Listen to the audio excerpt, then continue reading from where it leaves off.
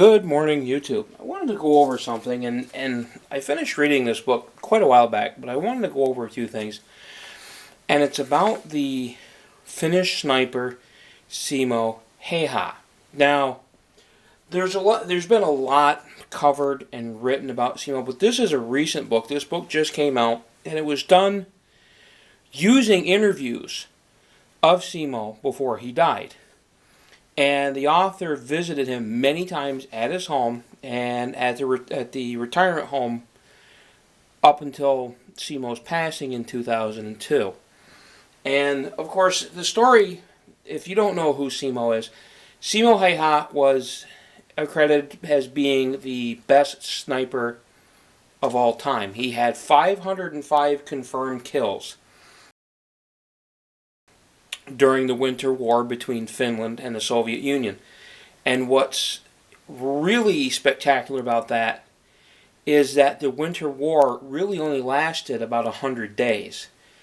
And with 505 confirmed kills, Simo was averaging about 5 kills a day. And really they figure his number is closer to over 800, which is astounding. But even more astounding are the facts behind that. Now, Simo used a Finnish version of the Mosin-Nagant rifle. It was a model 2830. And these were not just a simple cut-down version. The Finns took the Nagant rifle, said, we can make this better. They improved the sights. It looked like a typical Mosin-Nagant rifle with a few modifications. Now they were basically revamped from the ground up. And Simo's rifle, which he purchased himself, was made by Sako, and it had a 27-inch barrel. It was 46 inches overall in length, and weighed about 9.7 pounds. And of course, the sight the Finns took to replace the sights. They did everything they could do to take this rifle and say, we can make it better. And they did that. They basically rebuilt the Nagants and said, all right, we're gonna make it better. And they did that. And probably the most spectacular thing about Simo with his abilities is that he did not use a scope. And he, of course, wasn't the only one. It wasn't, I'm different, There were not that many scoped rifles out there for the Finns to use. You can understand, they were not a large military. But the Finns didn't even train that way with sniper rifles. And up until the 70s, they still didn't train that way. They still preferred open sights. It's still a method, a lot of their basic marksmanship that they used during the 1930s with the Civil Guard, which is what Simo was a part of. They still do a lot of that training to this day. They focus on basic marksmanship. And with the scope, they had two things. One, the scopes of the day were not that great. They would fog up. They were not a great, nobody's were, even especially in the cold. During the Winter War, the temperature didn't really get above 20 below zero. And the other thing is that Simo realized that he would have to raise his head up a bit more to be able to use the scope, which made him a target a bit more than if he was crouched down. And it also reflect glare off the sunlight. So that's why Simo did not use a scope. Now, reading this book and going through, it's not just, okay, you have the numbers, you have the specs. What was the secret of Simo's success, and what as shooters, not necessarily, okay, sniper, what can we learn from him as shooters in just our everyday marksmanship? First off, Simo's rifle, he zeroed it in typically at 150 meters, which translates to 164 yards. Okay, now, and for a man-sized target, 164 yards is not a huge distance, but you got to remember the terrain that he was shooting in was mostly forest terrain, which most people, when they hunt, with the exception of out west and some places like cornfields, most shots, even up where I am are not going to be longer than 100 yards. So 164 yards is really not a long shot, but it's longer than most would average people take without a scope. To most hunting rifles, if you throw a scope on it, 164 yards is no big deal. Now, most of Simo's shots, according to even his interviews, his kills were between 100 and 150 meters, so 110 yards and 165. I'm sure there was probably exceptions to that, but again, you're talking not a huge distance. But again, open sights. Keep that in mind, open sights. Most people will not shoot a large caliber rifle these days unless there's a scope on it. Why? Because it's just something people have been kind of programmed that you need a rifle with a scope on it. To myself, I've never killed a deer with anything with a scope on it. Everything I've shot has been open sights. Now, doesn't mean I've not used scopes before. I have. But I prefer open sights. It's just the way I was taught, and it's the way I shoot, and I do better. With my smaller game rifles, yeah, I have scopes on them, my 22s. Now, Simo himself was a hunter. It's what he did. He grew up on a farm. He was a hunter. Most people in Finland at that time, they were hunters. Simo hunted everything. He hunted moose. He hunted small game. Simo's specialty was hunting foxes. He was well known for it. That was his target most of the time was fox. Especially as a farmer, the fox. Not only do you have money from the pelt of whatever animal, because fur prices back then were pretty good, and they used furs. But also, as a farmer, people had chickens. Foxes were a predator. They still are. If you've never hunted foxes before, I have. I've hunted them a couple of times. I've got foxes that I've shot and killed. They're a small target. They tend to move pretty fast. They're very elusive, and they tend to be hard to hit. If you can't get them within 100 yards or so, depending on where you're shooting and what you're shooting them with. Keep in mind, he was probably using an open sight rifle. Again, you will find that people who hunt, and people who hunt small game an awful lot, tend to be very good marksmen. Bring this into Chris Kyle. Chris Kyle grew up as a hunter. All of these snipers grew up as hunters. A lot of them did.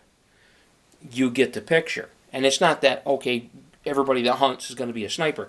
It's that these are important lessons you can learn. You can learn from these men in the fact that, okay, you don't necessarily need the greatest rifles to go out and hunt with. You don't necessarily need a $2,000 rifle to hunt with. You don't need necessarily even a scope to hunt with.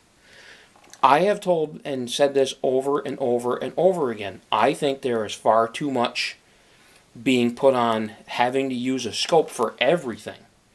You see scoped deer rifles, you see scoped small game rifles. Everybody should start off with the basics, with a single shot rifle when they first start shooting, and open sights. And the reason for that is you learn sight alignment and trigger control, and if you don't have a magazine full of ammunition, you realize that the round you have, or maybe the couple of rounds, or even 3 or 4 rounds you have, you're not going to be able to get them out there that fast, and therefore you're going to take your time. These are things that people like Simo, during his life, it's just astounding in the lessons that you can learn from a guy like Simo, and just how good of a shot he was. He was even in his later years, he still hunted, even though despite the devastating wound that he had, where he was shot in the face by a Russian sniper that blew the side of his jaw off. He had 21 surgeries to fix him. He was in a coma for almost 2 weeks.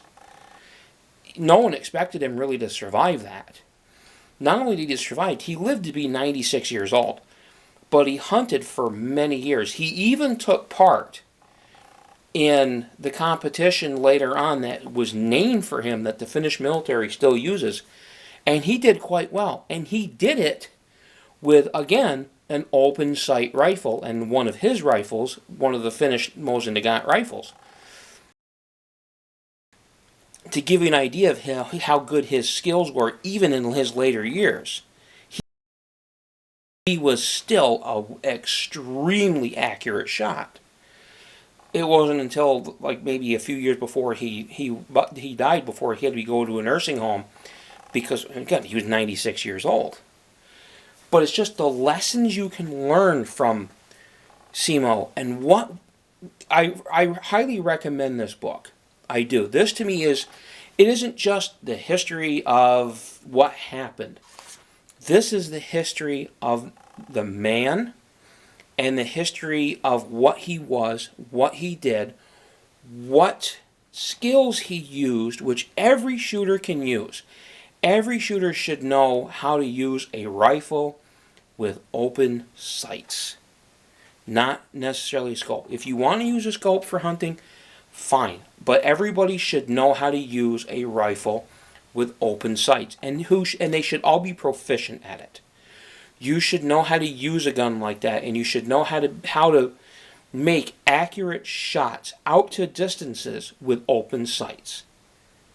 Because if you can't master that, then basically putting a scope on a gun, okay, yeah, you might do better with a scope, but what if you had a situation where you didn't have that? Where you say something happened where you had a rifle, here's something with open sights. If you don't know how to use the open sights, then it's pointless. You need to, and it isn't just rifles, it's handguns, it's everything else. Sight alignment and trigger control.